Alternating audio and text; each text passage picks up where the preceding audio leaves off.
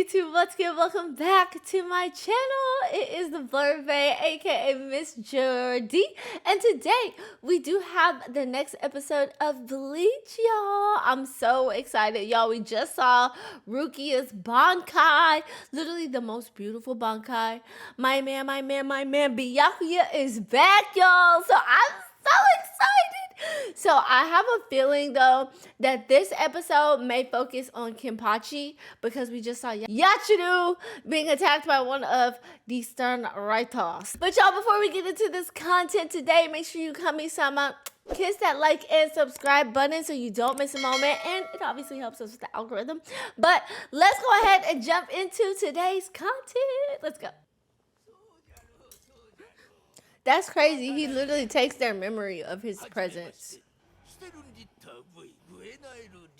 I'm not gonna lie, that name is kind of fire. V Vanishing Point.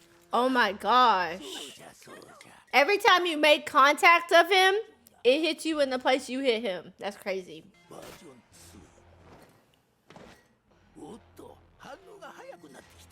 The scary part about it is if Yachiru's reaction time is getting faster, you know Kenpachi about to eat him up. Let's go ahead and pack him up so we can get back to the real villains. You know what I'm saying? I'm not trying to be disrespectful, but...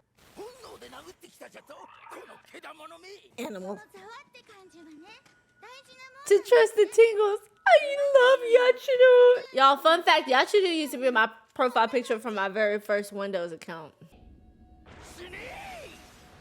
You thought. Oh yeah, you thought.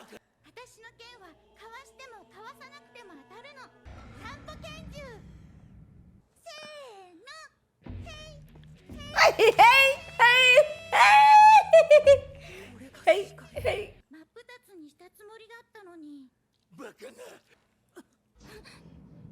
Uh-oh, somebody else got him.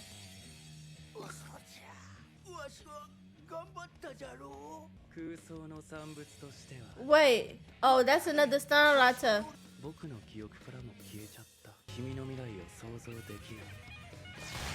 That's crazy! Okay, so I thought Yachiru would be able to handle him, which she did.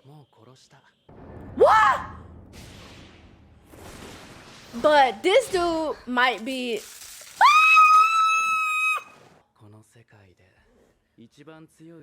Oh, it's imagination. Okay, so he's making them believe this is not real. It's not real. It's not real. Oh, thank God! I was scared! Kitty!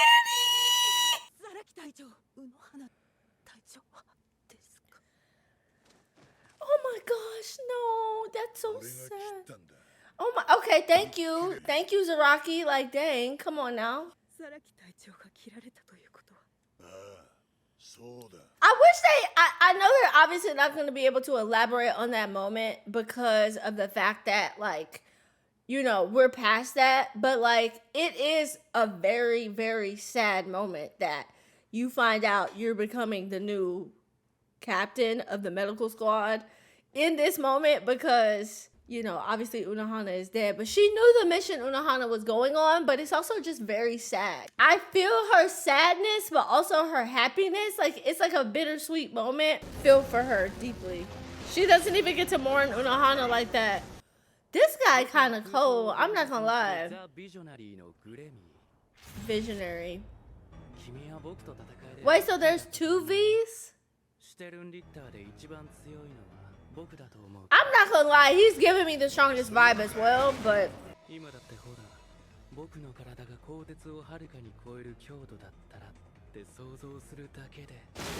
Oh, so the original guy was just a manifestation of him. Woo, this is a lot for me to take on. I feel like I'm in the illusion.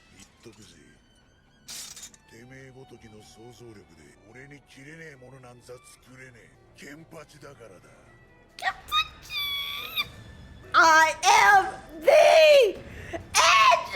Yes! Come on, animation!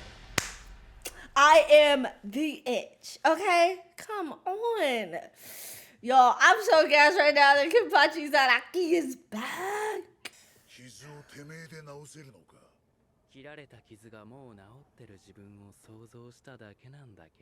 No, that's a crazy ability, yo. He cocky. He cocky. He about to get packed up.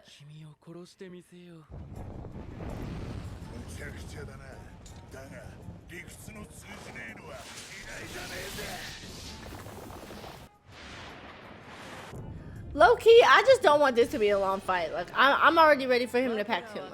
I want to see Zaraki's power and then let's move on. Because this imagination station is getting on my nerves. I'm not gonna lie.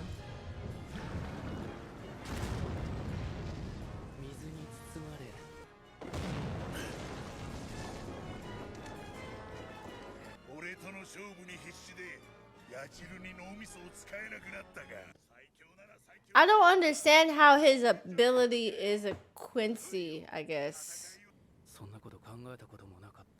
Oh, it was something beyond his imagination.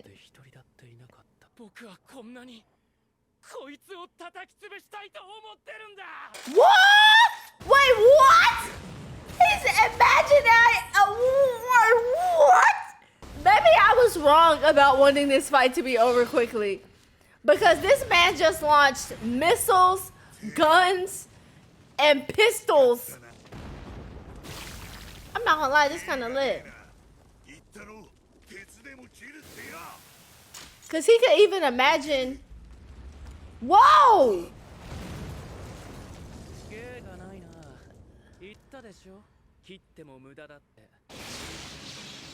Oh.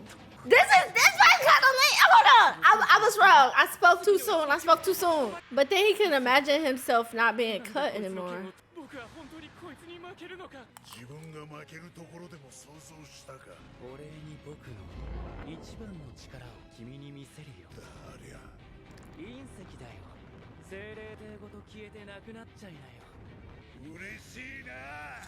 No, Zarashi.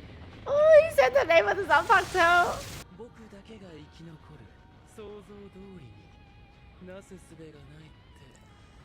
It's like a test of imagination here.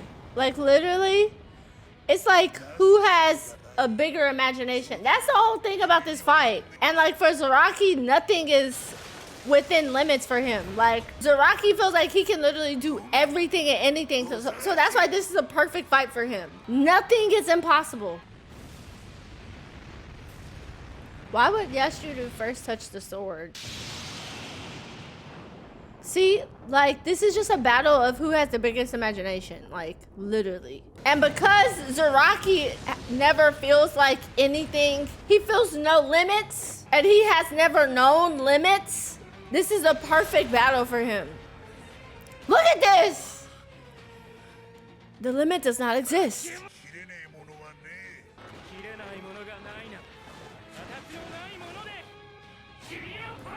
Something without form.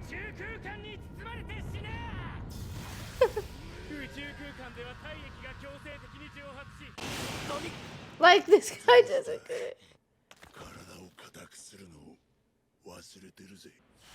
It's literally not possible.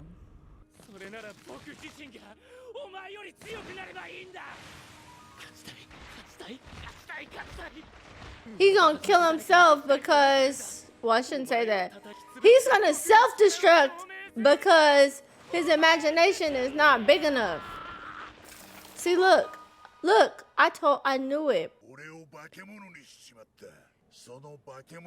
That same monster is what just killed you. That's crazy, y'all. This episode, it was so abstract that if you don't watch carefully, you miss it. He literally dies from his own imagination. I know, I get it. I went through different stages of what was gonna kill him, but in the end, like, it was a battle of imaginations. I don't think this was ever a winnable fight for this imagination guy. Look, he said it was like killed by my own imagination. Oh, is he not dead?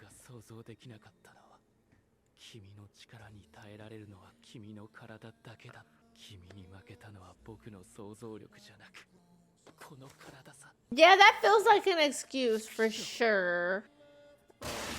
Oh, snap.